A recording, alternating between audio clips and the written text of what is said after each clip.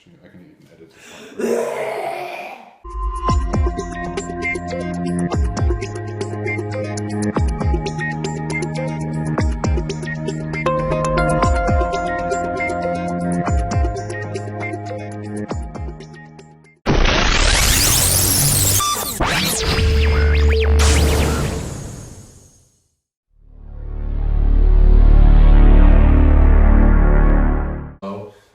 I will be putting out a new video every Thursday, so like and subscribe and comment, and we can keep it rolling. What's up, guys? I'm here with Dr. Layne Norton, and today's topic for the vlog on my channel is going to be... My channel. I'll let you have it for a small the topic today is competition right for you, or is contest prep in your best interests? And the reason that I thought this would be a very good topic is because it's the beginning of the competition season, and Layne and I and all of our friends that coach are getting a lot of requests for interest in coaching them through a contest prep. And something that we see on a recurring basis is people who are not in a position or choose to compete for the wrong reasons. So we just wanted to go over that. Since Layne is my mentor and has dealt with this for longer and just has a broad base of knowledge with this topic, I'll let Layne start, and then we can take it from there. So I think the first thing is, are you ready for competition in kind of a mental or physical sense? And I see a lot of people, physique competition should not be taken lightly. It can be done. Yes, it's fun. I have a good time with it. You have a good time with it. But there are parts of it that are very, very difficult. And, I think that the people that have fun with it all the time, if you're competing all the time having fun with it, you're probably not doing that well.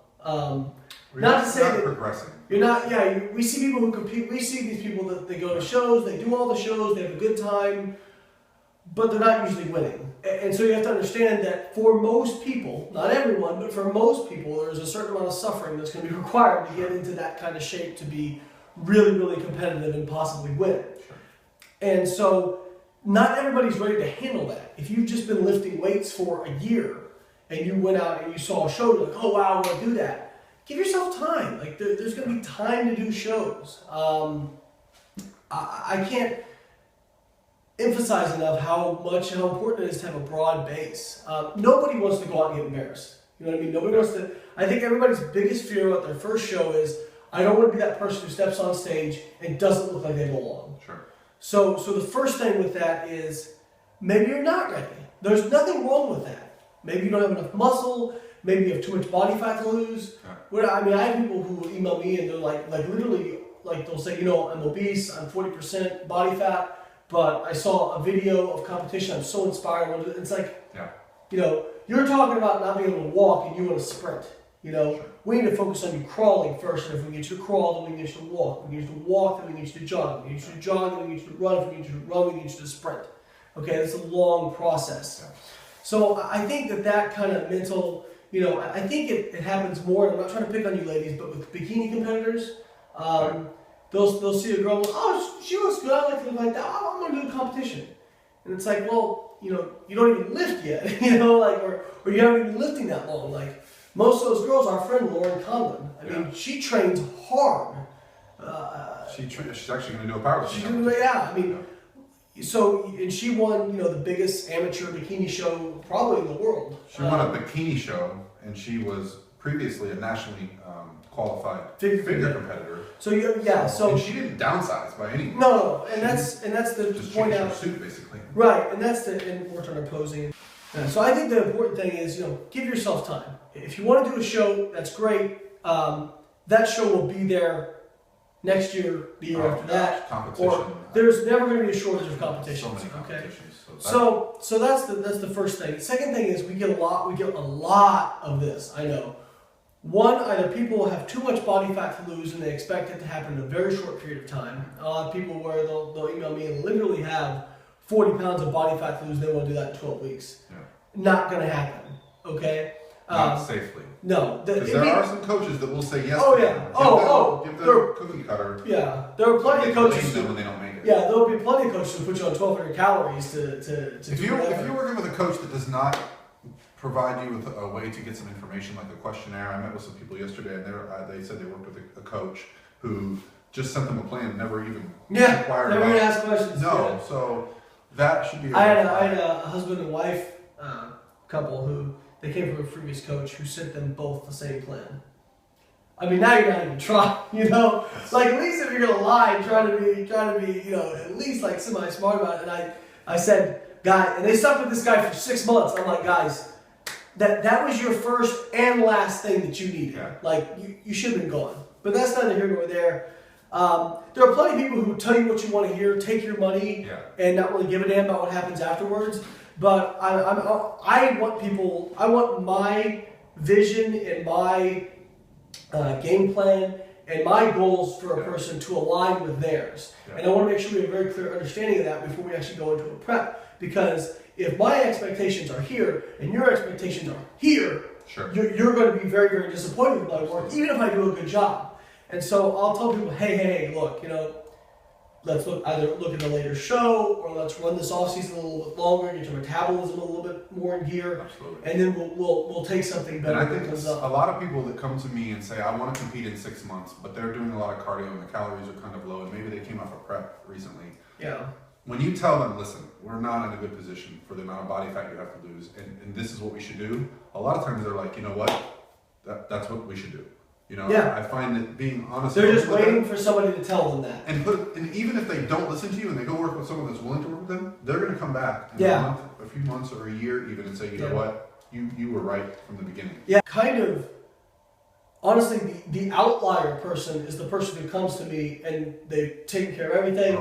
They've got enough muscle, their metabolism's in gear, you know, they're eating plenty of calories, their body fat's not out of control. Generally, those people have never competed. When I get someone who's never been calorie restricted, all they've ever done is really trained and, you know, ate kind of intelligently. Man, those are like diamonds.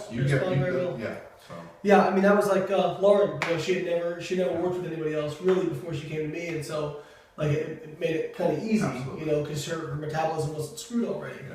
So what we're talking about is like, you know, we'll have people come to us and they'll be, you know, you'll send them, you know, kind of a questionnaire and see where they're at, and you know, you get people maintaining their body weight on 13, 14, 1,500 calories a day and doing an hour or two of activity per day. I mean, that's not normal. That's not good. Right. And that's what you see with people who've yo-yo dieted for long periods of time. Absolutely. And so really what you have to ask yourself is, hey, I kind of look at it as, okay, does their actual maintenance level of calories match what their predicted maintenance level of calories should be?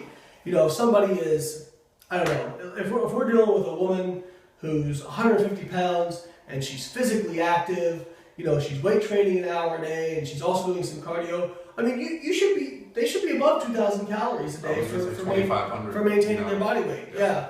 But I would say a minimum of 2,000 calories a day. Okay? So if you have limited your ability to create that deficit because your metabolism is so slow from long periods of restriction, then you have a problem. Yeah. I understand and acknowledge that there is some suffering involved with contest prep. Absolutely. That we want to, as coaches, our goal is to get you to stage with the minimal amount of suffering necessary. Okay? Now that's very different than a lot of other coaches who almost wear suffering as like a badge of honor. Like, my clients do 3 hours of cardio and eat this little, and this is what it takes. And it's like, no, you're actually an idiot and you don't know what you're doing, and that's why you have to do that. If you actually knew what you were doing, you wouldn't have to do that. You're not going to make your body change fast. You can make your body gain body fat pretty fast, but you're not going to be able to put on muscle and lose body fat that fast. And if you have restricted yourself for long periods of time, it's probably going to take around equal periods of time to get normalized. Okay? That's when someone asks me, like, so I want to compete, but I've been dieting for a year and a half. How long do I need to spend either reverse dieting or metabolic building or whatever you want to call that period of time before you compete again? And I say they're kind of related. So, I mean, when you look at some of the studies we see, like the Chris Foss study, it was almost to the day, like the 6 month restriction to reversing to when he, you know, quote unquote, was back to normal. But how long you're going to need to spend in recovery is related to, one, the intensity of the restriction, and two, the duration of the restriction. So if somebody was restricted for a 12-week prep and they were only a 500 cal deficit, they didn't have that much fat to lose. Dr. Joe likes to say, you don't have metabolic damage. Because, Yeah, exactly. Like some amount of this is the problem with actually putting information out in the ether. People take it, misconstrue it, and then misrepresent it. But yeah, I mean, you will always have metabolic adaptation when you diet down. That is a normal part of dieting. It's a good thing. Yes. How we survive. It's how we survived. Yeah. But you don't want those extreme levels of metabolic adaptation. And two other things I want to bring up is that one, people look at off season as just off season. I'm just gonna focus on building muscle. Yeah. You should also focus on building your metabolism. Absolutely. Okay. When you can add calories, add calories. The next point I wanted to bring up was that I see a lot of people, and I'm all for doing multiple shows. I think if it takes you that long to diet down, that you should a small time frame. Yes, that you should pick out a block of shows, do those shows, get it out of your system, and then recover from that. I think where people really get in trouble is when they're doing spring shows and fall shows, and then spring shows again. Students having a tough time. This is where a good coach takes the information of each specific athlete into consideration. Yeah, it's not just pre-contest prep that's important. It's also staying leaner in the off-season. Absolutely. If I can keep somebody from blowing out post-contest, from putting on 15, 20, 25 pounds of body fat, if I can keep them 5, 10 pounds leaner, that's a net benefit. So the next time they go to diet down, it's going to be easier and they can get leaner. So the best things you can do post-show is have a plan. So set yourselves up for success, have a productive off-season. Don't just kind of, it's the off-season, whatever. Really focus. I'm not saying don't enjoy yourself. Absolutely enjoy yourself. You guys know me and Paul would promote balance, go out to eat with your family, all that kind of stuff. But practice cognitive restraint, okay? It's not that difficult to say, you know what, that meal probably had about this much in it. And just track it. We're not talking about general population. What we're talking about is the specific goals of the physique, which is going to require some sacrifice and require some planning. And how successful people are in our sport, probably both sports of powerlifting and bodybuilding, is directly related to how well they set up themselves nutritionally. I think that's the biggest thing. A great thing that Sohi said that really stuck with me was the diet you're doing. If you can't see yourself doing it in 6 months, 12 months, 2 years, you got to rethink your plan because it's going to fail. So another topic I think we could talk about as far as contest prep that relates mostly to men is the idea that the scale is going to go down, your clothes are going to fit a little looser, the ego might be a little bit deflated in the gym, not directly related to muscle loss, but there's other factors in things like leverages and endurance in the gym and things like that. So what are your thoughts on getting through the mental toughness that we'll call like the end of contest prep, where you tend to start being a little more drastic? So I think the biggest thing is, one, acknowledging that your performance is going to go down, your strength is going to go down. Sometimes that acknowledgement becomes self-fulfilling though. People say, oh, I know my strength's going to drop, sure enough, it drops. Ben Esgrove did in his last contest prep in maybe 2010 or 11. No, it was the same year I competed, it was 2012. He actually, because he's such a data nerd, he actually tracked his training volume throughout his prep, and his strength, relative strength, actually went up. Yeah. The amount of weight he was moving might have gone down, but because his weight was changing, his relative strength actually increased. His relative strength went up. Yeah. And I think that the important thing he talked about was he actually was raising his training volume as he was getting close to a lot of people say, oh, we gotta back off the training volume. Actually maintaining that training volume is maintaining the signal to your body as to why you should keep that muscle mass. If you back off on your training volume, you actually will give your body less reason to maintain that muscle mass. Anyway, so understanding that there is going to be some changes in your physique, that's when knowing what your goal is really important. That's when having a clear defined goal of getting as shredded as Brian Whitaker helps you keep going. When you feel pretty good about yourself and people in the gym start saying, hey man, you're ready to compete. Yes, you're going to get that. So we're going to get him back on the stage maybe this year, maybe next year. Yeah, look at that. That's a real bicep shot. Down about half an inch though. Hold on, let me see. We gotta get the angle. So, it's gonna be fun. So if you're at the Arnold, you're lifting on Friday at what time? Friday, probably around noon, I think. Friday around noon. I would say the expo is a great time to go on Friday. Saturday is kind of a madhouse. I'm going to be there at the Tiger Fitness booth with Mark Lobliner and Doug Miller on Saturday, as well as running around the expo. So, and I don't have a booth, but I'll be around, so please stop me and say hi. I will not be hanging out with him at the expo. I like to actually be able to. But he'll be my cameraman. All right, until later, guys. Thank you.